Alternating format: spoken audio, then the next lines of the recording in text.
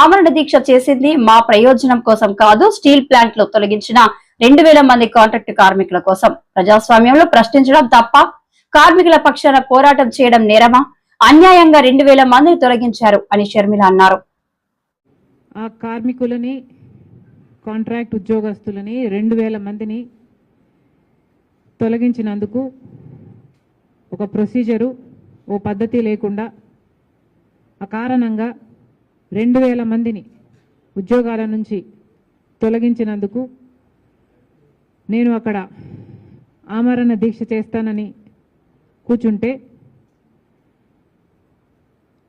రాత్రికి పోలీసులు మమ్మల్ని లిఫ్ట్ చేయడం జరిగింది. ఎందుకని అడుగుతున్నాం? ప్రజాస్వామ్యంలో డెమోక్రటిక్గా, పీస్ఫుల్గా ప్రొటెస్ట్ చేసే అవకాశం ఈ రాష్ట్రంలో ప్రతిపక్షాలకు, ప్రజలకు ఉందా లేదా?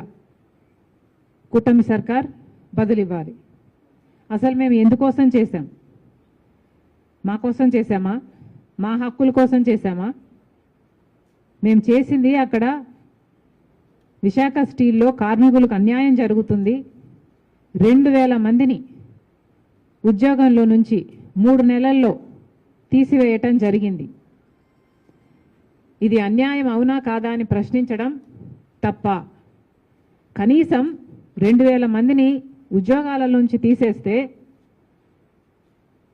అది చంద్రబాబు గారి నోటీస్లోనైనా,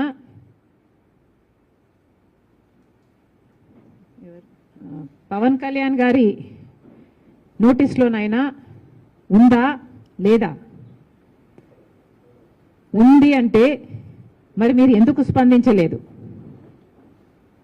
లేదు అంటే కనీసం మేము అక్కడ దీక్ష చేస్తుంటే దానికి మీరు సమాధానం చెప్పకుండా మమ్మల్ని అడ్డుకుంటే, మమ్మల్ని లిఫ్ట్ చేస్తే మరి how is it reflecting on you? పాలకులు సమాధానం చెప్పాలని డిమాండ్ చేస్తున్నాం. 2000 మందినండి, 2000 మందిని తొలగించేశారు. ఇంకో 3000 మందిని తొలగించడానికి సిద్ధంగా ఉన్నారు. అంటే మేము 2000 మందికి ఈ దీక్ష చేయకపోయి ఉంటే ఆ 3000 మంది కూడా రేపో మాపో తొలగించే ప్రక్రియలోనే ఉన్నారు. కనీసం ఇప్పటికైనా పాలకులు మేలుకోవాలని మేము దీక్ష చేయబోతే మీకేమిటి అభ్యంతరం? పోనీ మీరేమైనా సమస్య చూపుతున్నారా? కనీసం సమస్య కూడా చూపటం లేదు. నిజానికి విశాఖ స్టీలు కాంగ్రెస్ పార్టీ నిర్మించిన ఒక ఇండస్ట్రీ. విశాఖ స్టీలు ఎప్పటిదో 1971లో ఇందిరాగాంధీ గారు దాని శంకుస్థాపన చేస్తే, ఆ తర్వాత రాజీవ్ గాంధీ గారు ప్రధానమంత్రి అయిన తర్వాత దానికి కావాల్సిన పూర్తి నిధులు ఇప్పించి ఆ ప్రాజెక్టును పూర్తి చేస్తే, ఆ తర్వాత వచ్చిన ప్రధానమంత్రి పివి నరసింహారావు గారు దాన్ని జాతికి అంకితం చేశారు. అంత గొప్ప ప్రాజెక్టు. స్టీల్ ఉత్పత్తిలో probably the best project in this country. At least it was until a particular period in time. మరి అలాంటిది అంత గొప్ప ఇండస్ట్రీగా ఉన్నది మరి చంద్రబాబు గారు ఏం చేశారు? అంతకుముందు జగన్మోహన్ రెడ్డి గారు ఏం చేశారు? ఇప్పుడు మళ్ళీ ముఖ్యమంత్రిగా ఉన్న చంద్రబాబు గారు ఏం చేస్తున్నారు? పవన్ కళ్యాణ్ గారు ఏం చేస్తున్నారు? 2000 మందిని ఉద్యోగాల నుంచి తీసేస్తే కనీసం ఒక్కరైనా స్పందించారా? ఒక్కరికైనా చీమ కుట్టినట్టయినా ఉందా? 2000 మందికి ఉద్యోగాలు పోతే మీరు ఎవరూ స్పందించలేదు అంటే మరి మీ ఛాతీలో ఉన్నది గుండెనా బండనా? రాజశేఖర రెడ్డి గారు కూడా ముఖ్యమంత్రిగా ఉన్నారు మీలాగనే. కానీ రాజశేఖర రెడ్డి గారి స్పందన ఎలా ఉండేది? 2007లో రాజశేఖర రెడ్డి గారు ముఖ్యమంత్రిగా ఉన్నప్పుడు విశాఖ స్టీల్కు సంబంధించి ఎంత తపన పడ్డారు?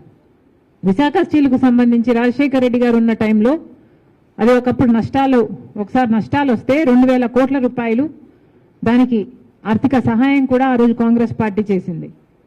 అంతేకాకుండా 4000 మందికి భూములు ఇచ్చిన వాళ్ళకి ఇంకా ఉద్యోగాలు రాలేదని 4,000 మందికి రాజశేఖర్ రెడ్డి గారు ముఖ్యమంత్రిగా ఉద్యోగాలు ఇప్పించారు. 4,000 మందికి రాజశేఖర్ రెడ్డి గారు ఉద్యోగాలు ఇప్పిస్తే ఈరోజు 2,000 మందికి ఉద్యోగాలు తీసేస్తే ఏ ఒక్క ముఖ్యమంత్రి అయినా స్పందిస్తున్నాడేమో చూడండి.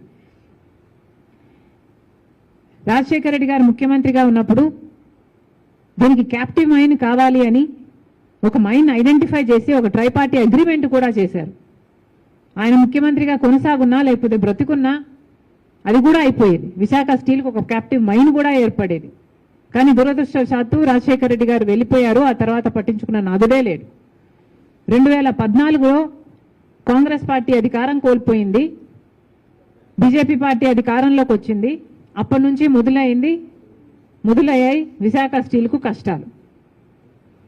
క్రమేణా బీజేపీ పార్టీ కొత్త రాష్ట్రం అని కూడా చూడకుండా, ఇది కొత్త రాష్ట్రం అని కూడా చూడకుండా, కనీసం కనికరం లేకుండా ఒక్క రకంగా కూడా విశాఖ స్టీల్ని ఆదుకోలేదు. బీజేపీ పార్టీ అన్ని విభజన హామీలన్నీ తుంగలో తొక్కింది. మనకు స్పెషల్ స్టేటస్ గురించి న్యాయం చేయలేదు, పోలవరం గురించి న్యాయం చేయలేదు, రాజధాని గురించి న్యాయం చేయలేదు. కనీసం విశాఖ స్టీల్ ఉన్నదాన్ని పరిరక్షించడంలో కూడా బీజేపీ పార్టీ విఫలమైంది. ఈ 10 సంవత్సరాల్లో బీజేపీ పార్టీ ఎన్ని రకాలుగా దీనికి కష్టాలు సృష్టించింది అంటే దీంట్లో కుట్ర ఉంది అని ఏ చిన్నపిల్లాడికైనా అర్థమైపోతుంది.